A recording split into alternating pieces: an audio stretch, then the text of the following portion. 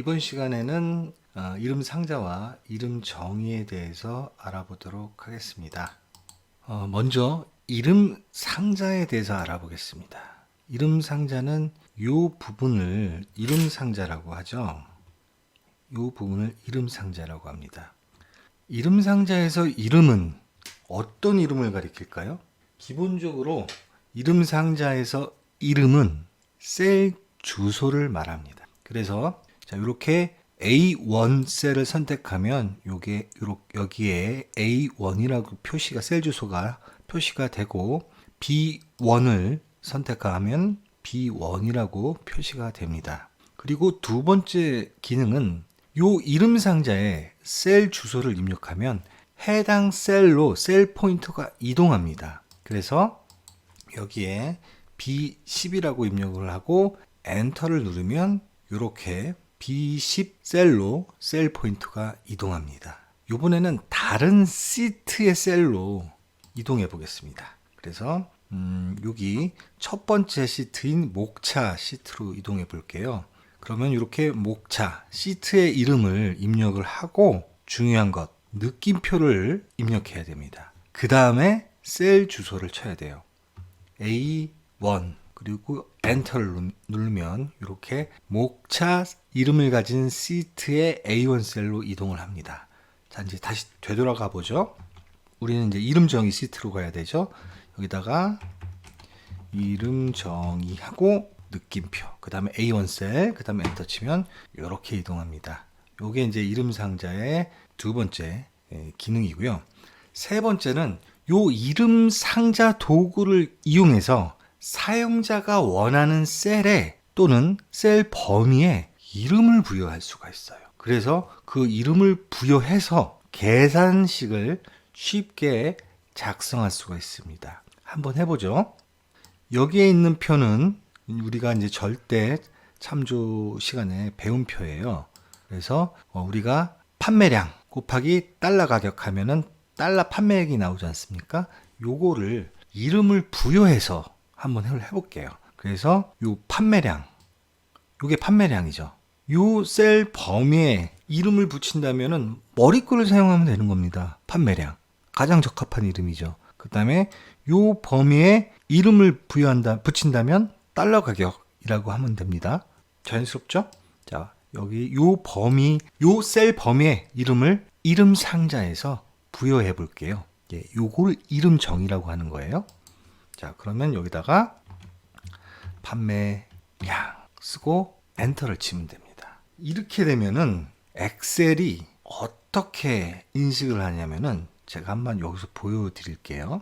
자, 여기다가 등호를 입력을 하고 방금 이름 정의한 판매량을 입력합니다. 그리고 엔터를 쳐보세요. 그러면은 오류 표시가 나죠. 자, 수식 입력줄을 보면은 우리가 입력한 것이 나와요. 자, 그 다음에 이 상태에서 드래그 한 다음에 키보드에서 F9 키를 누르십시오. 수식 입력줄에도 나타나고, 자, 요 셀에도 나타나는데 수식 입력줄에서 한번 보겠습니다. 자, 중괄호 하고 10 세미콜론 5 세미콜론 3 세미콜론 7 이렇게 표시가 됐어요. 자, 이거는 뭐냐면은 우리가 요 부분을 요 셀 범위에 판매량이라고 이름을 부여했어요. 이렇게 판매량이라고 글씨 너무 못 썼네요. 그러면은 엑셀은 이 이름 안에 10, 5, 3,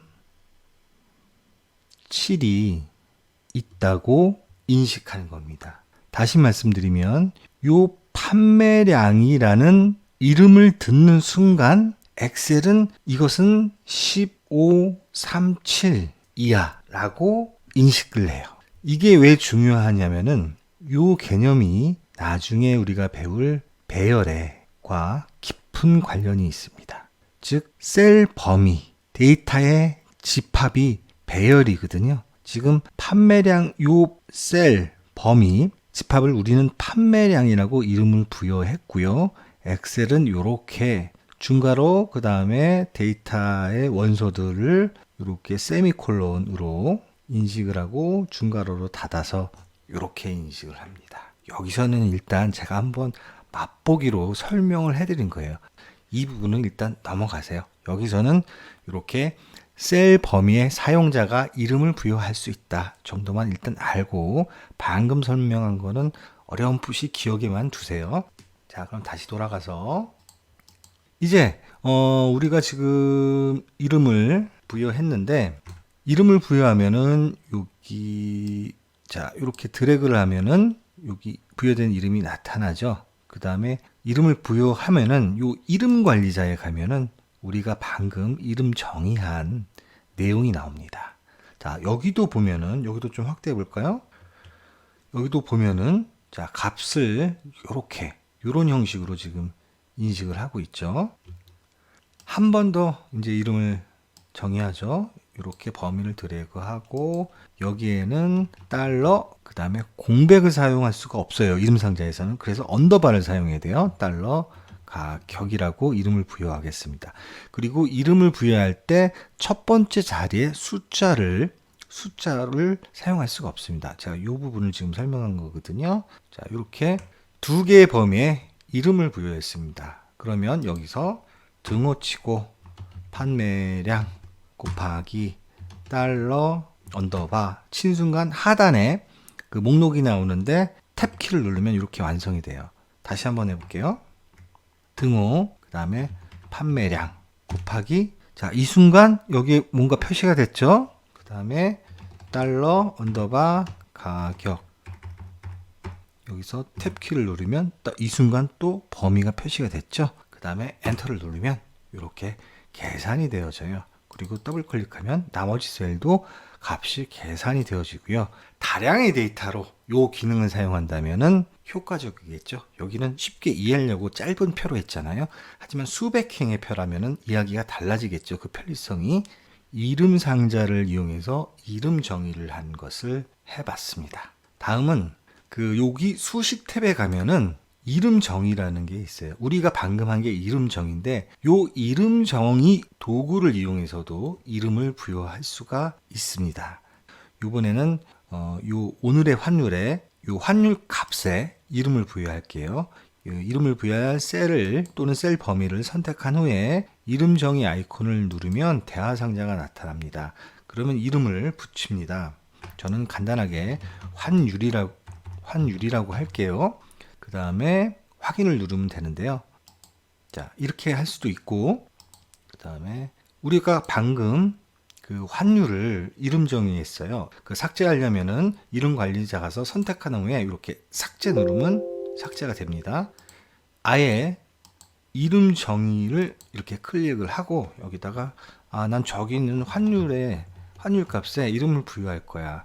그런 다음에 여기를 지우고 여기를 이렇게 선택하면 됩니다. 그러면은 이제 여기에 환율이라는 이름이 부여가 됐죠. 그러면은 등호 입력하고 달러 판매 곱하기 환율하면은 원화 판매액이 나오잖아요. 우리가 해본 거죠. 자, 하고 곱하기 하고 요번에는 여기 수식에서의 사용해서 이름을 선택합니다. 직접 입력하지 않고 환율 이렇게 그러면은 환율 선택하니까 이게 또 표시가 됐죠. 그 다음에 엔터 치면 이렇게 값이 구해지죠. 절대 참조를 사용하지 않고도 F4를 사용하지 않고도 이렇게 쉽게 그 절대 참조를 사용해야 되는 계산식을 이름 정의를 이용해서 우리가 해봤는데 여기서 우리가 하나 알고 가야 될 게 뭐냐 이름 관리자 가면은 자, 요 부분을 봅시다. 요 확대해서 보죠. 여기 보세요. 이름 정의 느낌표 이거 뭐죠? 이름 정의 시트에 있는 C15 값에 환율이라는 이름이 붙어 있는데 여기 보면 C15에 뭐가 있죠? 절대 참조가 있죠. 제가 말씀드리고 싶은 거는 이렇게 셀 또는 셀 범위를 이름 정의하면은 절대 참조가 되어져요. 그래서 방금 같은 이러한 계산을 쉽게 할 수 있는 겁니다. 그리고 이제 알아볼 것이 제가 여기는 일단 지우고 이제 세 번째 선택 영역에서 만들기 요게 가면은 그 선택 영역 여기 수식 탭에 선택 영역에서의 만들기가 있는데요. 여러분 요거를 하려면은 배경 지식이 필요한데 여러분이 이미 배운 거예요. 저기 앞부분에 우리 표의 종류를 배운 적이 있어요. 표의 종류에는 뭐가 있다고요? 테이블, 크로스 테이블, 템플릿이 있다고 말씀드렸죠. 요 표는 그럼 어떤 표죠? 예, 테이블이죠. 이렇게 머리값이 있고 값 영역으로 짜여진 표를 테이블이라고 말씀드렸습니다. 자, 테이블의 다른 이름도 제가 말씀드렸는데 기억나시는지 모르겠는데 여기를 이번에는 그냥 계산을 해서 일단 입력을 하고 이어가죠. 자, 판매량 곱하기 달러 가격 하면은 달러 판매액이 구해지죠. 그 다음에 이번에는 아예 범위를 지정한 후에 달러 판매액 곱하기 환율을 선택하고 절대 참조하고 키보드에서 컨트롤 키와 엔터 키를 넣어도 이렇게 채우기가 되어지죠. 이게 테이블 구조의 표인데 머리글과 값 영역으로 되어 있어요. 자, 여기를 근데 자세히 들어다 보면은 머리글 중에서 기준이 되는 것을 맨 첫 번째에 놓는다고 말씀드렸어요. 그리고 나머지 머리글을 나열한다고 말씀드렸는데 머리글의 첫 번째 머리글은 요 값들은 좌표의 세로축이 될 수가 있어요. 그리고 요 부분은 좌표의 가로축이 될 수가 있어요. 그래서 테이블은 눈에 확 드러나진 않지만 안에 숨겨진 좌표가 있다 그래서 숨겨진 좌표 테이블이라고 말씀드렸고 어려운 얘기로 내면적 좌표 테이블이다 라고 했습니다. 그러면은 우리가 요러한 성격의 요러한 구조의 테이블을 가지고 데이터 범위에 이름을 부여한다면 몇 개를 할 수가 있을까요? 어떻게 이름을 부여할 수가 있을까요? 일단 자연스럽게 요 범위에 이름을 부여할 수 있겠죠. 제품이라고. 요 범위에 이름을 부여할 수 있겠죠. 판매량이라고. 또 요렇게 총 5개를 묶어서 데이터 집합에 이름을 5개 붙일 수 있습니다. 그 다음에 요 컴퓨터에 요런 값이 할당되어 있다고 이름을 부여할 수 있겠죠. 그 다음에 요 텔레비전에 요런 값이 할당되어 있다고 이름을 부여할 수 있습니다. 그 다음에 여기도 이렇게 할 수가 있습니다. 4개. 자, 그러면 이제 표 안에 셀 포인터를 놓고 컨트롤 A 누르면 표가 선택되죠. 여기서 선택 영역에서 만들기를 이제 클릭합니다. 그러면 여기 보면 자동적으로 첫 행 왼쪽 열에 체크되어 있어요. 자, 첫 행 가로축 값이죠. 왼쪽 열 세로축 값이죠. 그 다음에 확인을 누르면 어떻게 예상하십니까? 저는 9개 영역에 이름이 붙어진다고 예상을 합니다. 저는 이미 알고 있으니까. 자, 볼게요.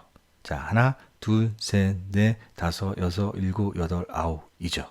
이 중에서 세로축부터 보죠. 컴퓨터, 텔레비전, 냉장고, 세탁기. 여기는 기억, 니은 순으로 정렬되어 있기 때문에 조금 불편하게 표시가 되어 있지만 이렇게 세로축 값이 표시가 됐죠. 그 다음에 가로축 값, 제품, 판매량, 달러 가격, 달러 판매액, 원화 판매. 자, 이제 여기서 한번 제가 판매량을 한번 클릭해 볼게요. 자, 이렇게 범위가 나타나죠. 이렇게 테이블 구조이면 손쉽게 데이터 범위에 이름을 부여할 수 있어요. 어떤 구조 때문에 그렇죠? 좌표 구조이기 때문에 이게 가능한 거죠. 이해하셨는지 모르겠는데. 그래서 이 테이블의 종류, 테이블의 구조를 아는 것이 매우 중요합니다. 이 얘기는 앞으로 나오는 많은 엑셀의 도구 설명할 때 중요한 배경 지식으로 사용됩니다. 간단하게 복습을 했네요. 자, 그래서 이번에는 선택 영역에서 이름 만들기로 지금 저희가 이렇게 이름을 부여했잖아요. 그러면 이제 예를 들어 손쉽게 여기 할 수 있는 거죠. 이제 여기서 수식에서 사용하죠.